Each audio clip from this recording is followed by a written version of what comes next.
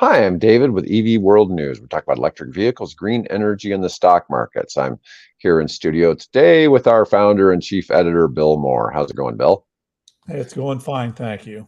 And so you know, Twitter is not working still, but that's Oh, okay. well, that's Well, good to know. yeah, you're not going to fix it now, but at Okay. this point, I'm just letting you know. So, Huh. anyways, I'm gonna go through the list of what we're covering today. You can choose over 100 different EV models in the UK. We're going to cover the new Nissan Leaf for the UK. Oh, We're going good. to cover a recent UK survey about how many drivers are ready to switch to an EV. Will the new all-electric Chevy Equinox save GM's EV future? GM says EV hurdles are not an issue now. US electric vehicle protectionism. Tesla dropping their delivery goals, and cheap batteries enabling megawatt scale charging for big rigs. Mm-hmm. Toyota ramping up alternative fuel engines. Yeah. And we're going to talk a little bit about something going on with Musk's AI fundraising. Yeah. And the slowdown in US electric vehicle sales, what's really going on there. And then I have one other article about the Tesla Semi. And I'm sorry, we got about the what? about the Tesla Semi. Actually, you know what? I'm going to start with that. I'm going to start with that because this wasn't actually from an article. It was something that James Carter had posted on LinkedIn, and he's a really frequent news guy on EVs. He's a consultant in the EV space, and I thought this was kind of interesting. So, and this is coming from information from. There's a show going on right now called the ACT Expo 2024, and he was talking about Dan Priestley speaking about the Tesla Semi. So 9 things that he said they learned. It's scaling in a very big way, and Tesla is a much different company than it was when they first started making the Semi 7 years ago. They're a much bigger company, and because of this, they're looking at volume production by 2026. So in 2 years, they're looking to have volume. Doesn't say how much in 2026, but they're looking at it coming up to 50,000 units annually. Yeah. That's a lot of trucks. That's a lot of trucks. Yeah. The actual additional weight of the battery is not as much as you think. Now, apparently, the DOT is giving semis an extra 2,000 pounds. So if they're an electric, they're allowed to weigh 82,000 instead of 80,000. Okay. Right. But now, are they letting the states know this? Because you got to drive a truck cross country, you're occasionally going to have to go through the weigh scale. So apparently they're communicating that to the local state DOTs. Yeah. Well, in my opinion, it's still going to be a while before these are really going state to state. Yeah. Okay. Yeah. But the 500-mile range Semi weighs just under 23,000 pounds, and then they have a 300-mile Semi, which is for much closer driving, 20,000 pounds. And this actually wasn't as big of a change. Now, the Nikola truck weighs 29,000 pounds for a 360-mile range. So it's undercutting the Nikola, even with a bigger battery, even with more range, by 6,000 pounds. So that allows it to haul more payload. Right. And that's a pretty big deal. Yeah. The efficiency is really high. They have 3.5 million miles driven in their model trucks that they have out on the road, like with Pepsi and their own. Right. And they're averaging 1.7 kilowatt hours per mile. Now, in comparison, in Nebraska, what would that cost? That would cost, about 18, 19 cents a mile to drive a tractor trailer versus about 50 cents for fuel. That's really quite efficient. It is the economics. It always will come down to the economics and the efficiency. With a max load of 82,000 pounds, it goes up to needing 2 kilowatt hours per mile. Yeah. So that's still not bad. The uptime on the trucks has been 95%, very little time off the road for maintenance and repair. They've leveraged many parts off the cars and will leverage that parts supply chain for the trucks as well. It's truly a complete diesel replacement. The Tesla Semi is easily capable of doing over 1,000 miles a day with mega chargers, and they can replace diesel trucks one for one. You know, I was thinking that there was well, I guess if you have two people in them, you know, if you have a team, you could drive 1,000 miles a day. The truck battery can power refrigerated trailers.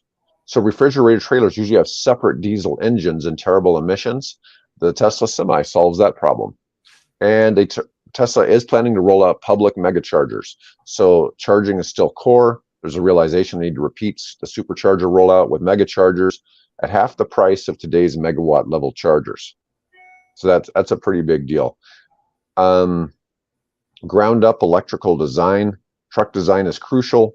So they've adopted the internal combustion platform for the EV results in a heavy, inefficient, and uncompetitive truck. So every OM wants to be best in class, cannot take this route. So they went with an EV related design. Start from the tires and go up. So yeah. Right. And so that was, I thought, worth, you know, covering today. Oh, So let's go on to, this is from the UK Motor One. They are announcing that in the UK, you can choose now from over 100 different EVs. Yeah, now, this is just, obviously, that's not 100.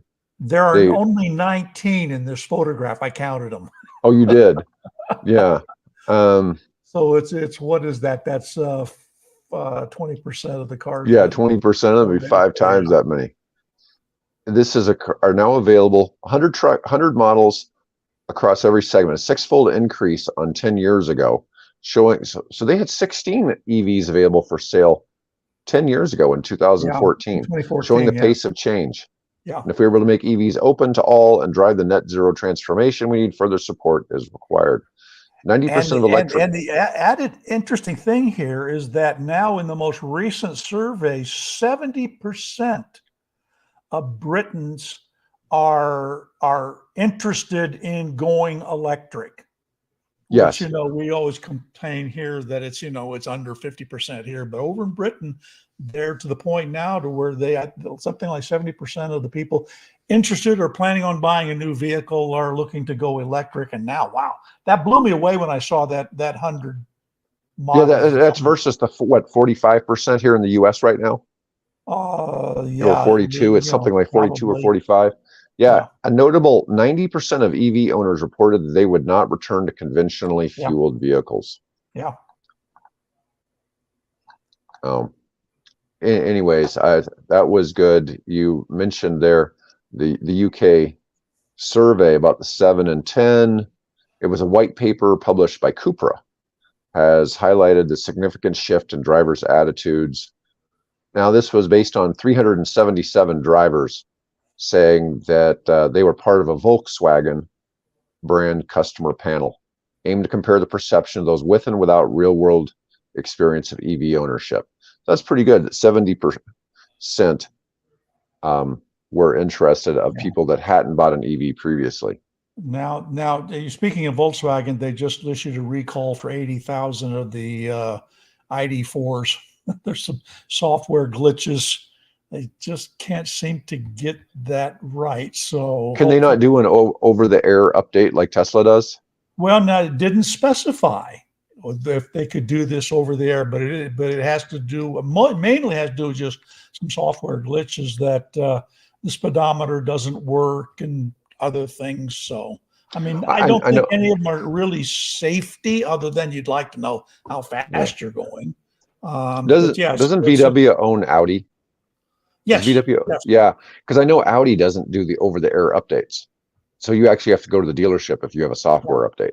Yeah. So I was just curious about that. What it was also interesting that same study said that 94% of EV drivers expressed contentment with their decision to switch to electric, with none desiring to return to petrol. So these were a little bit higher than the 90% from the other survey we had just talked about. All right. Once you drive one, you ain't going back, folks. Yep. That's just the now. You may have had a bad experience, or you don't need a car anymore because now you've switched to a bicycle or whatever. But Right. Right. the experience is just so different from driving a gasoline car, and I've driven one for over 50 years until I finally got around to getting electric. Now this looks Yeah, like more there's like the new something from the Nissan movie Leaf. Tron. That is gorgeous. Is that really what it's going to look like? Oh, I who mean, knows? I'm like that looks like something out of the movie Tron. It only, Yeah, I mean, this looks like a door. Is this a door going back over the back wheel? I mean, yeah, because the probably. Leaf Yeah, has four doors. traditionally Yeah, had four doors and just been a yeah, small car, but could be shaped like a crossover coupe. Oh, yeah. anyways, because they had just announced they were pulling production from the UK for 24, and now they're bringing it back for 25, but it's something different. Yeah, I don't think they were pulling. I think they were just stalling, delaying it until they got whatever issues they had to get settled. So, Okay, let's see. Production of the new Nissan Leaf is getting closer, according to Electric. Work on the next second generation of the Japanese manufactured best-selling electric car will begin in March 25 at the Sunderland plant in the UK. they call it second generation? That's what I they're saying, but it'd really be the third, wouldn't It'd it? be it'd be third generation, yeah. Yeah, well, that's all Well, right. yeah, it'd be the third generation. The new Leaf project is part of a $2.9 billion investment plan announced by Nissan last November. So, this is called the Nissan Chill Out concept. Well, it says 2011. I don't know what that's supposed to refer to. Maybe they're Yeah, just throwing a couple of random pictures in concept there. illustrations, yeah. Yeah. So, anyways, let's switch over to GM. So, Yes. GM has some news, and this is good for Americans, and I guess it's good for people in other countries too. But let's see. So, this comes from Electrify News. This was written by Bill Pierce from EV Info. Will the all-electric Chevy Equinox save GM's EV future? It's a nice looking vehicle. It's interesting because the grill there doesn't look like an EV grill. That looks like a regular Yeah, gas-powered grill, but right. that's okay because the EVs don't need the airflow in the You can do front. whatever you want up there, although you'd probably want to give some consideration to aerodynamics. So, Yeah, which I'm sure they do, because I've actually been in the wind tunnel at General Motors, and I know that they're gonna subject all their models. First of all, of course, they'll all do that dynamic, digitally, and do their studies, and then they'll take clay models of it, and they'll put it in the wind tunnel to test it. So I'm sure they're taking those things in consideration. But then there's the styling and the signature. The grill is as much about signature for a car maker, as is the little logo that they stick on the front of it. So that's why you True. see I the get that. double kidneys in the BMW and so on. I think my favorite EV grill is probably the one on the Mini Cooper. Okay. And I like the way it looks at the front, but you really can't tell that it's an EV if you didn't know that was how the Yeah. EV looked. I have a hard time telling them, I'm looking as I'm going through the news feeds and things. I'm thinking, now, is that a gas version of the Cooper, or is that a electric version? Because it's very hard. It's hard to tell. It's hard to tell. It does have a little bit that's flat and a little bit that looks like it takes air. Right. So it's kind of a mix. Anyways, but the Chevy Equinox, the all electric, is now for sale at $41,900 with a base model coming out at $35,000 to be available next year. And they've had a slowdown. Well, of course they've had a slowdown. They canceled the damn Bolt. I mean, what did they expect? I mean, they're a top EV, and then it's coming back. But Yeah. what's crazy about this is before the $7,500 tax credit. Yeah. Okay, so you could get a $27,500 Yeah. Equinox base. That's going to be real competitive. And you can Well, use that $7,500 for the down payment too. Yeah, we'll get around to that article that talks about the Blip. Yeah, well, which goes through this in a little bit more detail. So the problem you get with this though is with the dealer model here in the United States. that vehicle might cost an extra, but above those prices we're seeing here, it could be another $5,000 to $10,000 and other Oh, there options. was a dealer who tried to stick an EV buyer. And I don't remember the brand. I apologize, but I do remember the number. He tried to tack on $20,000 in delivery and service fees above the MSRP. That's just nuts. That's just nuts. And then they complain that they don't move. Yeah. Well, you You get know. the Mitsubishi dealers have been complaining that because of Mitsubishi policies and their product line and things like that, they were complaining. I don't know if they've launched a lawsuit or not, but they've been complaining that they can't make any money as dealers selling Mitsubishi vehicles. So I Period. don't know all the details of what involved there, but sticking on $20,000 in fees. I used Not to the like Mitsubishi cars. dealers did that, but Yeah. I've had a couple of Mitsubishis. So I liked them. They were nice cars, I well, thought. they made a great fighter plane. Really nasty fighter plane. So yeah. I I wonder always why find it. Nakajima didn't get into cars. Whatever happened to them? Well, anyway, Yeah, that's you just never know. Yeah. I used to, when I used to drive my Mitsubishi, I used to joke about from the people that brought you Pearl Harbor. So, yeah. but And we anyways, returned the favor with Hiroshima and Nagasaki. yeah, and those aren't car brands. It'd leave it up to an American company to come up with a Nagasaki car brand. Yeah. It'd be fire powered car. I don't know. Yeah. It would probably have to be a gas powered car. But anyways, let's see. They expect the one that's out now has a range of about 320 miles. And let's see. Is that that's the $42,000 version? Yeah, right. Okay. Let's see. But the low price trim coming out make that possibly the lowest priced EV currently on the market. Now, that being said, I'll wait and Hyundai see. Kona, Hyundai Kona is going to be cheaper. So there is a limit though on that EV rebate. It can't. It's $7,500 or 30%, whichever is lower. Interesting. So you'll once you start getting down to EVs being below about $26,000, it starts reducing the credit if they qualify for it. But I don't know if we're going to have too many American cars qualify for that. I'm sure Tesla's probably trying to figure it out, with that Model 2 coming out next year, but we'll see. Let's see. Or whatever they end up calling it. In December 23, GM paused the sale of the $57,000 Blazer. Now, my understanding is I think they've re-released it though. Didn't they re-release it? It doesn't say in that article. Let's see what the article on the Blip. We'll get to that one in a minute. Sales does go into some more detail about GM and what's happening now. Because I had another article about GM says the EV hurdles are not an issue now as new models are rolling out. And let me see. Here's some pictures of a few of these.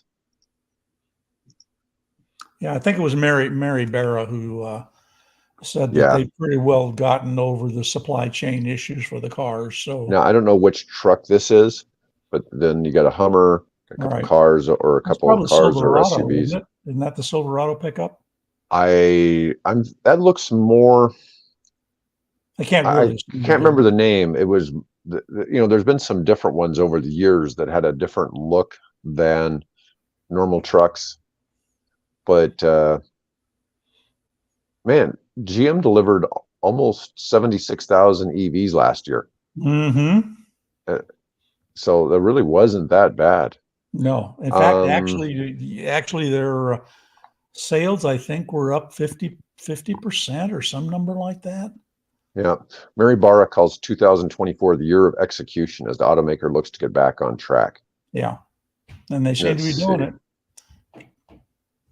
Oh, it doesn't really identify them so much. I mean, there's a Chevy Blazer. Here's the Chevy Equinox. Oh, there's that Mini Cooper with that Gorilla I was telling you about. It has the tiny little air intake. Yeah. Let's see what else we got here. Well, it didn't get into the other ones, but I just wanted to cover that real quick, and then we can get on about the blip in the slowdown of EVs. I got a graph to pop up here. Yeah, that's an interesting graph. Who's gaining and who's losing most recently? So let's see the slowdown in U.S. electric vehicle sales. So this is from Q1 of this year versus the same Q1 of last year. Tesla dropped 21,000 sales. Of course, they're the big dog. That's a 13% drop. But that drop is recovered by all the other manufacturers. Mm-hmm. So we have, with the exception of what, Ford and I can't quite make out the other one. Well, I should. No, Ford had an increase. Ford had an 86% increase. Well, who's that right there? The negative one. GM and Volkswagen. Okay. Were the negative ones. But Hyundai went up 8,000, which was a 50% gain. Ford went up 9,300. So Hyundai Kia outsold Ford. But if you subtract Kia from Hyundai, Ford beats them. That's where Ford keeps saying they're number 2 right now in the EV space. But that's because they're not counting Kia in those numbers. Whereas U.S. manufacturer or something, well, this is just EV sold in the U.S. But GM was down 4,000 in Q1. Once again, no Chevy Bolt. They would have probably dominated this if they hadn't gotten rid of the Bolt. But Volkswagen is down. Rivian's in here now. They were up 5,000 more for the quarter. They're up to 13,000 for the quarter. That puts them over 50,000 for the year. Mercedes was up by quite a bit. BMW was up 57%. Nissan had almost no change, and Toyota was up 85%. Now they only had sold. They didn't. I don't know what's happened with the Aria, and of course the Leaf doesn't come for another year and a half or so. So they just don't have any product at this point. And Toyota, of course, doesn't have any product to speak of. So in the EV space. Yeah, they're saying that Tesla doesn't have new models. Ford doesn't have a lot in the pipeline. But Hyundai, BMW, Kia, Cadillac, they're all really moving the needle. They're bringing new EV models to market. GM expects 300% growth in 2024. That's pretty ambitious. Yeah. Yeah. So, Tesla's trying to do things to catch up. But if you look at it, Tesla introduced the Model Y a few years ago. They really haven't had anything that really looks different. The Model 3 has had a little bit of a change for this year. There's just not a whole lot of differences in what they're offering. Let's see. Let's go ahead and talk about U.S. electric vehicle protectionism as a high-stakes gamble. Yeah, there's a really good article in, let me see here. World Politics Review. Yeah, World Politics Review. That's probably one of the more astute articles that I've come across that looks at this problem, because the challenge is the Biden administration has made this pledge to being green, right, and to push green technologies and green jobs and those things to get the U.S. economy competitive globally again. And of course, the guys that are leading the charge in solar and even increasingly in wind and especially in electric cars are the Chinese. So how do you encourage an economy that's really been stuck in the past to catch up with a country that decided over 10 years ago to say we're going to become the leaders in solar, we're going to become the leaders in electric vehicle technology, battery, and accompanying battery technology. We didn't, and the government there has done everything above board and below board. Right. No question. To make that happen, and it has happened. So but they've had, one of the things is though, Pardon? they're their own biggest customers on those products too. Oh yeah, of course. They Yeah, got, yeah, 1.4 billion people, right. 4 times the population of the entire United States. So yeah, they got a big base. And of course, they had to build capacity for that, and now they're beginning to reach the point where they've got excess capacity, and they'd love to sell those, to Europeans and especially South Americans and Central Americans and people in Africa. Um, and of Well, course, when the they're big selling affordable cars, a lot of these countries are wide open to it. oh yeah, yeah. Yeah, and they need If not products. importing them, at least setting up deals to assembly them. Bring them Right. over here in parts, and we get to assemble them. I think Morocco, I think, assembles Renault cars, for Mhm. for export. And I assume that some go back to France and or wherever else the Renault markets those vehicles. Well, they're trying, the high tariffs are intended to shut out the Chinese cars from the US market. But on the flip side, it's probably going to backfire a little bit because the US car companies manufacturing in China, their sales are drying up. Yeah. And it's because the American cars just aren't quality compared to the Chinese cars. And it's really hard to fathom how that's changed. Because people think of China, they usually think of cheap goods, Yeah. and that's not it's not so much the case Well, anymore. yeah, that's some cases it is, in some cases it isn't. It kind of Right. They're depends capable of on making high quality. depends on who you listen to. And of course, I haven't been to China in 20 years, so I can't speak, for what's happening there on the ground. But at least what you read in the media, whether it's Chinese media or it's Western media or whatever, you get a little bit different, different slant on things. So, but definitely they've got some great product, and they've had a long-term plan, and they're executing that plan. And American car companies are, getting executed or could get executed in the process. So, but anyway, if you get a chance, if you're interested in this topic, go take a look at that article. You can gain access to the entire article by, turning over your email address to them. Right. Uh, Well, but that's all right. but it's really a good.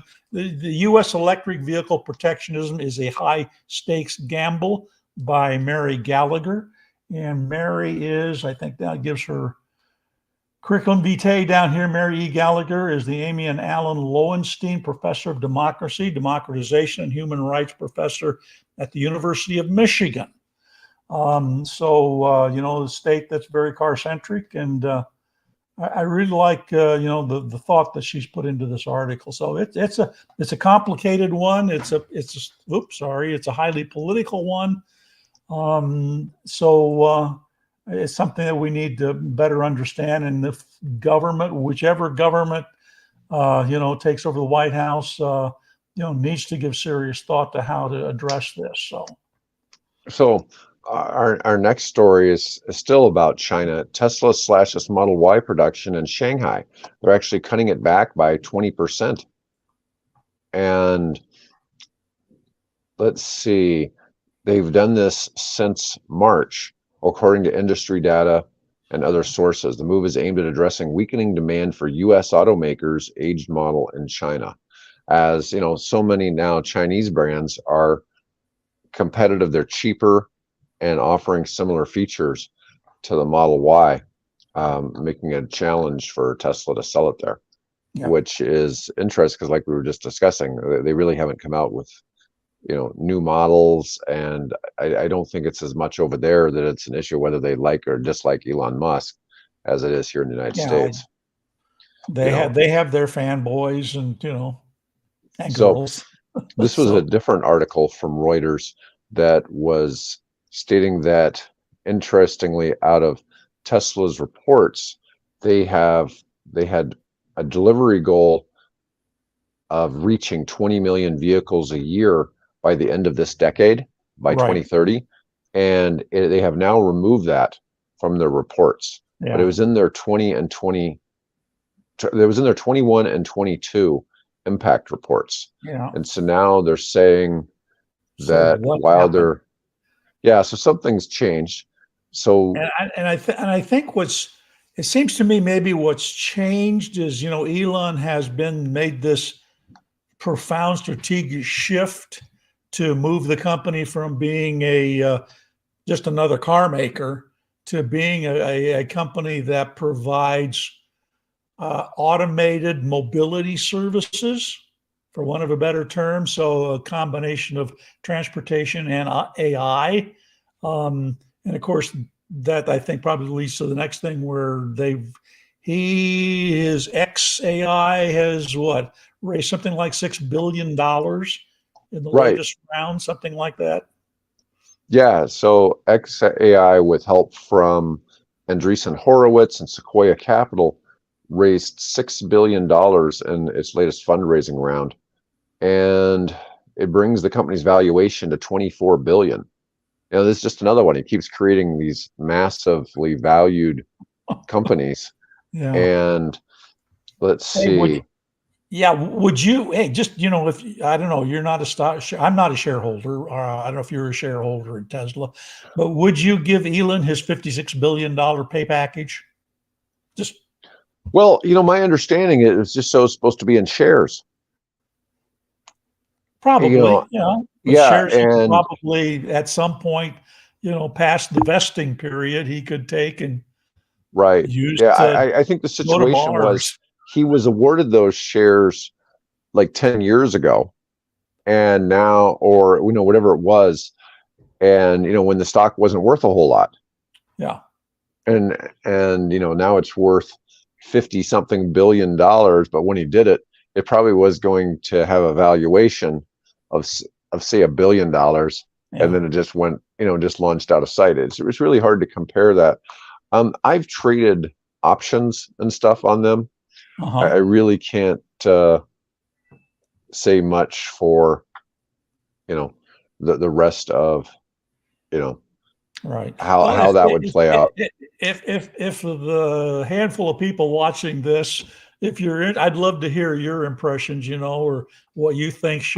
Is he entitled to that 56 billion, or should he, be happy with, what is it, the buck a year he gets, something like that? So Right. No, I get it. He's certainly up there, but it's just interesting that they've got, he's raising money in yeah, other venues. yeah, Let's see. And still got two quick things to yeah. cover. One of these is Then I, from then I Clean. gotta go. Yeah, I understand. We'll get you out of here in a minute. Let's see. Megawatt scale charging for tractor trailers isn't going to Mhm. be as big of an issue as people seem to think it'll be. And this part of this is because now that storage batteries are becoming dirt cheap. This is one of the weird things. People always talk about the shortage of lithium and all these other things to make batteries. And in Yeah, reality, battery prices keep going down and down and down. yeah. The price of And lithium has been dropping, and yeah, now we and and now we've got sodium nipping at its heels. So yeah, it's we're and even water batteries. I don't quite understand what's going on there, oh, but well, here's the changes. A kilowatt hour battery capacity in 2022 cost $159 US. In 23, went down to 136. In 24, it went down to 95. Okay. And but Cattle the has hundred announced hundred that it dollar will be bearing, shipping batteries at $56 by the end of the year. yeah, Okay. So we're going from 2022 to 2024.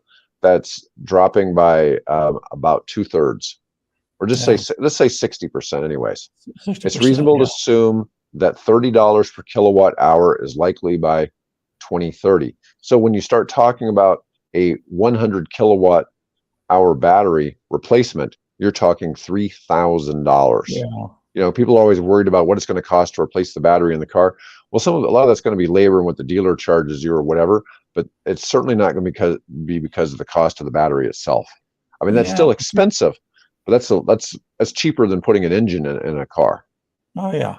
Well, and particularly, they, because as we probably see a shift to more of a standardization over time, because now you've got these automated battery swapping stations coming up that it's raise the car up on a jack. It's again all be done robotically for that matter. You don't even have to put mechanics underneath the thing. You just raise it up. Robot comes along, pulls the bolt out, lowers the old battery pack. Swings the new battery pack in, puts it back, and you're gone. 5 minutes, you got to buy a new battery. Well, anyways, So, yeah. About the Tesla semis, the study found that 5 megawatts of grid power electricity is generally required to charge 5 Tesla semis or Daimler Class 8 trucks at once.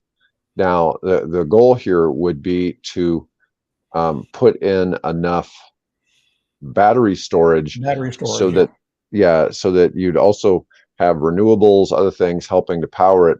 They're saying it can be done because then you could have constant flow, and when there's not enough available from the grid, it's taking it from the batteries, right. Yeah. and the grid's constantly refilling the batteries there at the site. And all you got to do is just recycle those electrons with wind, solar, geothermal, whatever. Yeah, I think it's going to be a while before we get everything to renewables there, but sure. we're certainly on the path. We're certainly on the path. And then our last story today, Toyota showcasing. Let me see. Well, to be fair, the story kind of went away on me, reloaded. But basically, Toyota is developing new engines that'll run on basically all kinds of different fuels. And the idea being that they could run on anything from propane, hydrogen, gas, and they're doing everything they can. They're bringing electric semi trucks. They're bringing all kinds of new EVs all over the world, but they keep trying to test other methods that they think maybe alternatives. And the other thing is maybe it takes more than 10, 12 years. Maybe it takes 20 years to really make the adjustment and switching to more electric cars. And in the meantime, they've still got to be selling something, right? So I get some of that. Anyways, Bill, I know you're on a short time schedule today. Folks, we all appreciate you as usual for watching today. Really. And we're going to be done for today. So we'll be back. I don't know. I'll be back tomorrow, but I don't know. Bill's going to be traveling a little bit, so he may be out for